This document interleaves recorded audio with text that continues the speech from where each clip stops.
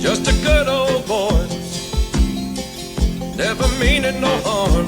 Lawsuits, match wars, cooking the books and money battles. Not even American country humor and car jumps could protect this show from a fallout that haunts it to this day.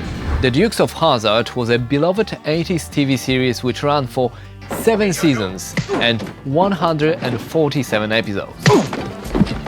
It was a top-rated show created by Guy Waldron about 2 cousins, Bo and Luke Duke, from rural Georgia in the US. They were on probation for making illegal alcohol, moonshine, and getting into various troubles while driving a customized 1969 Dodge Charger named General Lee, which was the icon of the show.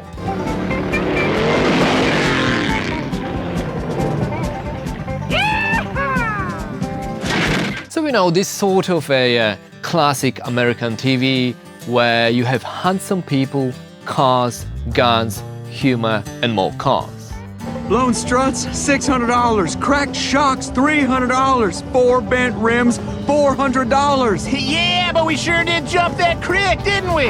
And it was incredibly successful. According to Remind magazine, season 1 had around 20 million viewers, which kicked off merch and various toys like Hot Wheels,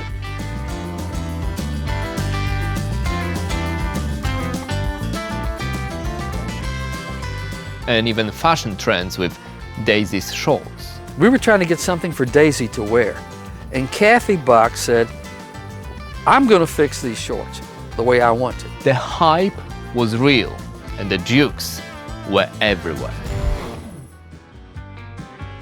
It looked like the stars were living the dream. However, behind the curtain, trouble was brewing, and the first legal dispute was over money. The main actors, Tom Wopat, who played Luke Duke, and John Schneider, Bo Duke, wanted bigger paychecks, plus a cut from merchandise and toys. Just simmer down before you do something you'll regret the rest of your life. Uncle Jesse, I ain't got no regrets about nothing, especially not this. Warner Brothers Television didn't want to pay up. And all you can talk about is money. So in 1982, the actors quit, probably thinking that the studio would budge. Oh, the year that we left. Well, that was kind of precipitated by a bunch of different events. We felt we were not getting treated nicely, and also we thought it was a time artistically where we could make some demands. Well, they didn't. Brian Cherry and Christopher Meyer were cast as new cousins, Coy and Vance, and the 5th season commenced. Now, as you can imagine, this didn't go down well with the fans. Not only were the new leads unpopular, but the producers didn't create new direction for them, opting for a copy of the original Duke boys. Well, after the drop in ratings, the studio decided to give in, and Wopat and Schneider came back just in time to conclude season 5. The show has been slipping in the ratings without the appearance of you two. So... Oh, there's a lot of reasons, I think, for that. We can't say that it's just because of us. Brian Cherry and Christopher Meyer didn't stick after that.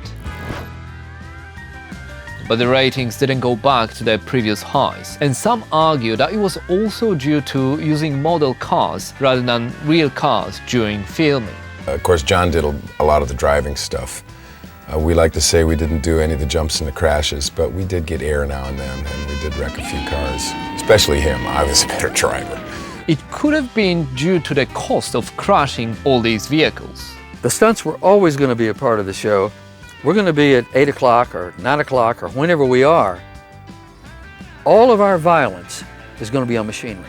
Or because they were literally running out of 69 Chargers, with road and truck writing that producers would approach owners in parking lots if they wanted to sell their cars. Now, whatever the reason, the momentum was gone, and the show dropped from number 6 at the end of season 4 to 34 after season 5.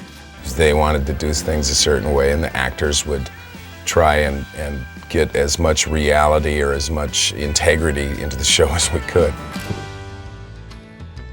Now, I understand that many TV shows start on a high and then get worse over time. But for the Dukes of Hazzard, that wasn't the only problem. James Best, or Sheriff Roscoe P. Coltrane, also sued the studios for merchandise money and unpaid royalties. Oh, Duke, Luke Duke, are you out there? You got your ears on.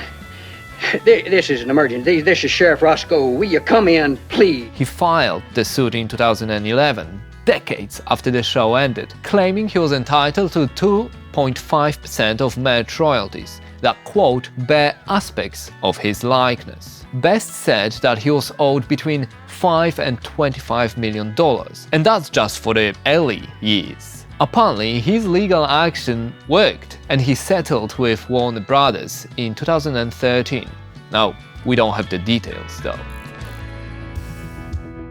Another person who felt cheated by the studios was the creator of the Dukes of Hazzard, Guy Waldron, who filed several suits and spent years trying to get his cut. Waldron claimed, quote, breach of contract, fraud, and unjust enrichment. At first, he settled in 1987 for $6 million and 6.5% of future profits from the Dukes. However, when the remake with Johnny Knoxville and Sean William Scott came out in 2005, Guy Waldron said he didn't get a penny out of it, which breached the earlier agreed settlement. The whole dispute became the infamous Warner Brothers suing themselves situation. That man's an imposter! That man is the imposter! In which they argue that the Dukes of Hazzard movie remake wasn't connected to the TV series, which they also produced.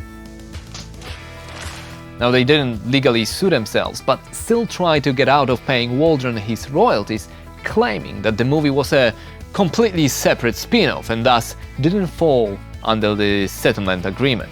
I'm not sure what happened to this one, but there were many similar lawsuits filed, thrown out and refiled over the years in connection with the Dukes.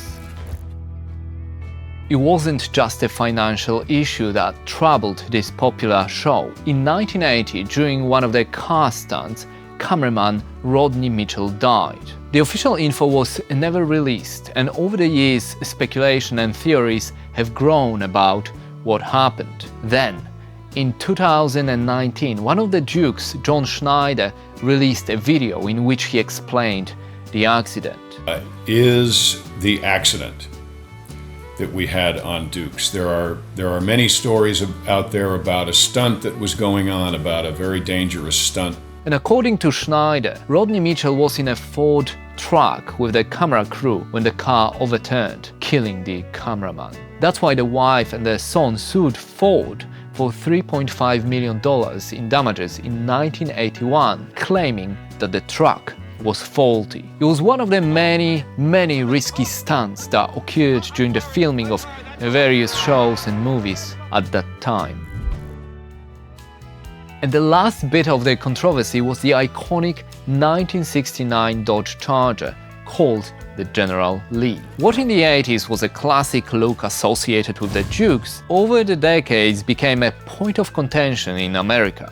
Now, as you probably noticed, I am not American, nor do I live in the States, so forgive my ignorance. But not only the name of Confederate General Lee, but also a massive Confederate flag on top of the car raised some eyebrows. Is the Dukes of Hazzard worthy of being taken off the air because of the General Lee? Because for many people, the flag is now associated with hate, slavery and racism, and seeing it displayed on a main character in a sort of a fun TV series would be insensitive.